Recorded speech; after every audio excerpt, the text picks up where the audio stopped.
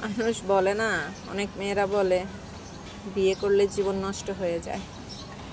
আসলেই বাস্তব। একটা মেয়ের জীবনে যদি সঠিক পুরুষ না আসে, একটা ভালো ছেলে না আসে, একটা ভালো ছেলের সাথে বিয়ে না হয়, তাহলে সত্যিই তার জীবনটা নষ্ট হয়ে যায়, ধ্বংস হয়ে যায়। একটা ছেলে যদি একটা মেয়েকে সুখী করতে না পারে, তাহলে ওই মেয়েটার জীবন ধ্বংস। একটা ভালো ছেলের সাথে বিয়ে না হলে, একটা ভালো জীবন সঙ্গী না পেলে মেয়েদের জীবন আসলেই ধ্বংস হয়ে যায়। এটা অবশ্যই বাস্তব, এটা বাস্তব। আপনারা মানেন বা না মানেন, এটাই বাস্তব।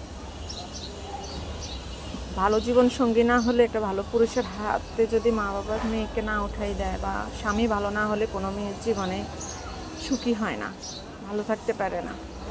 এই স্বামী ভালো হলে সব মেয়েরাই সুখী।